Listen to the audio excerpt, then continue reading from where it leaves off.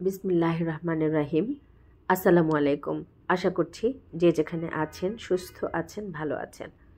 পাঠ করছিলাম আল বিদায়া ওয়ান নিহায়া গ্রন্থটি লিখেছেন আবুল ফিদা হাফিজ ইবনে কাসির আর দামেস্কি রহমতুল্লাহি আলাইহি। বইটি বাংলায় অনুবাদ করেছেন মাওলানা সৈয়দ মোহাম্মদ এমদাদউদ্দিন, মাওলানা মোহাম্মদ মহিউদ্দিন, মাওলানা মোহাম্মদ বোরহানুদ্দিন, মাওলানা মোহাম্মদ আবু তাহের। আমি আজকে যে পর্বটি পাঠ করব তা হচ্ছে আল্লাহ তাআলার ছায়াপথ ও রংধনু সৃষ্টি।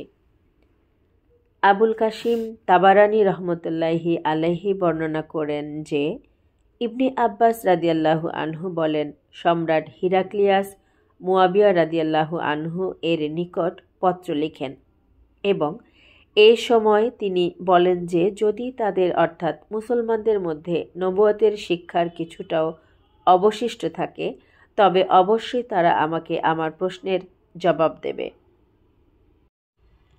ইবনে আব্বাস রাদিয়াল্লাহু আনহু বলেন, পত্রে তিনি মুয়াবিয়া রাদিয়াল্লাহু আনহুকে ছায়াপথ, রংধনু এবং ওই ভূখণ্ড সম্পর্কে প্রশ্ন করেন যাতে স্বল্প সময় ব্যতীত কখনো সূর্য পৌঁছেনি।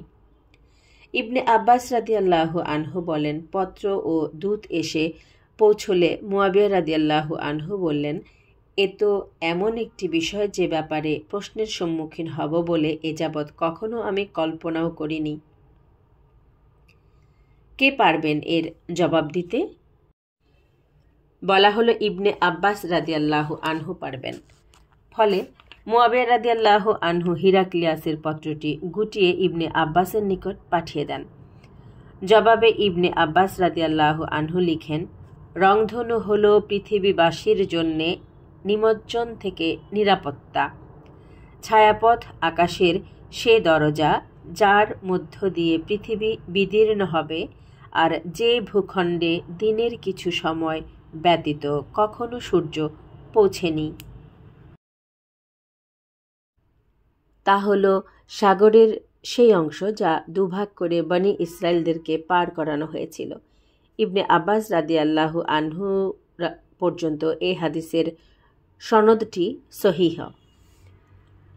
তাবারানী বর্ণনা করেন যে জাবির ইবনে আবদুল্লাহ রাদিয়াল্লাহু আনহু বলেন, রাসূলুল্লাহ সাল্লাল্লাহু আলাইহি ওয়াসাল্লাম বললেন, হে মুআজ, তোমাকে আমি কিতাবীদের একটি সম্প্রদায়ের নিকট প্রেরণ করেছি। যখন তুমি আকাশস্থিত ছায়াপথ সম্পর্কে প্রশ্নের সম্মুখীন হবে তখন বলে দেবে যে তা আরশের নিচে অবস্থিত একটি সাপের লালা। এই হাদিসটি অতিমাত্রায় মুনকার এবং এটা মৌজু বা জাল হওয়ার সম্ভাবনাই বেশি। এর রাবি ফজল ইবনে মুখতার হলেন আবু সাহাল বসরি। পরে তিনি মিশরে চলে যান। তার সম্পর্কে আবু হাতিম রাজি বলেছেন, লোকটি অজ্ঞাত পরিচয়, বাজে কথা বলায় অভ্যস্ত। হাফিজ আবুল ফাতহ আজদি বলেছেন, লোকটি অতিমাত্রায় মুনকারুল হাদিস।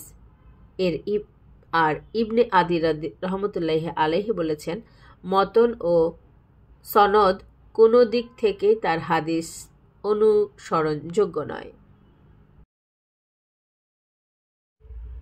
আল্লাহ তাআলা বলেন, তিনিই তোমাদেরকে দেখান বিজলি যা ভয় ও ভরসা সঞ্চার করে এবং তিনি সৃষ্টি করেন ঘন মেঘ, বজ্র নির্ঘোষ ও ফেরেশতাগণ সভয়ে তার সপ্রশংসয় মহিমা ও পবিত্রতা ঘোষণা করে এবং তিনি বজ্রপাত করেন এবং যাকে ইচ্ছা তা দ্বারা আঘাত করেন, তথাপি তারা আল্লাহ সম্বন্ধে বিতণ্ডা করে, যদিও তিনি মহাশক্তিশালী।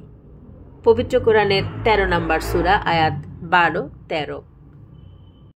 অন্যত্র মহান আল্লাহ বলেন, আকাশমণ্ডলী ও পৃথিবীর সৃষ্টিতে দিন ও রাতের পরিবর্তন, যা মানুষের হিত সাধন করে, তা সহসমুদ্রে বিচরণশীল নৌযানসমূহে আল্লাহ আকাশ থেকে যে বাড়ি বর্ষণ দ্বারা পৃথিবীকে তার মৃত্যুর পর পুনরুজ্জীবিত করেন তাতে এবং তার মধ্যে যাবতীয় জীবজন্তুর বিস্তরণে, বায়ুর দিক পরিবর্তনে, আকাশ ও পৃথিবীর মধ্যে নিয়ন্ত্রিত মেঘমালাতে জ্ঞানবান জাতির জন্য নিদর্শন রয়েছে।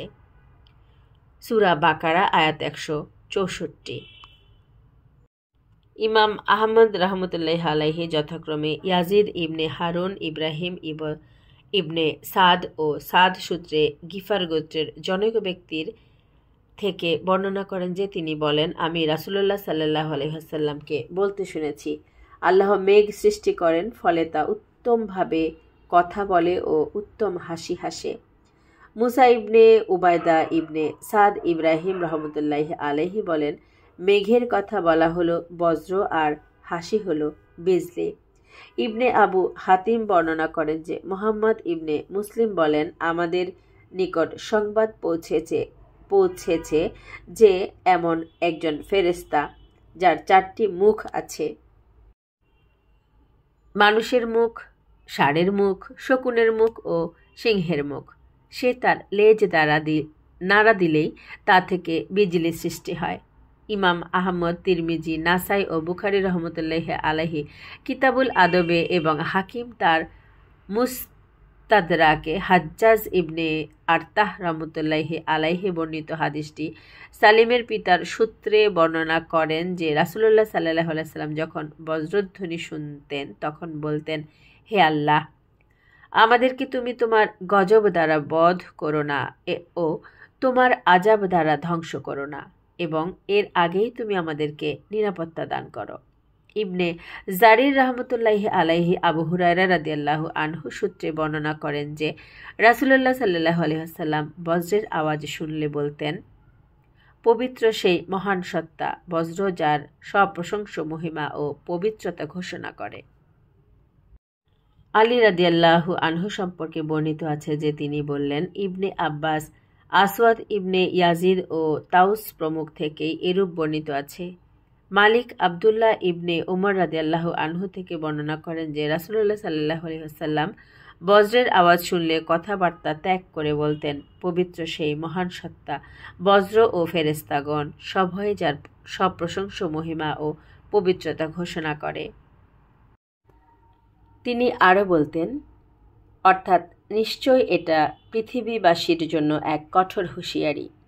ইমাম আহমদ রহমতুল্লাহি আলাইহি আবু হুরায়রা রাদিয়াল্লাহু আনহু থেকে বর্ণনা করেন যে রাসূলুল্লাহ সাল্লাল্লাহু আলাইহি ওয়াসাল্লাম বলেছেন, তোমাদের রব বলেছেন, আমার বান্দারা যদি আমার আনুগত্য করত তাহলে আমি তাদের জন্য রাতে বৃষ্টি দিতাম আর দিনে সূর্য উদিত করতাম আর তাদেরকে বজ্রের নিনাদ শোনাতাম না।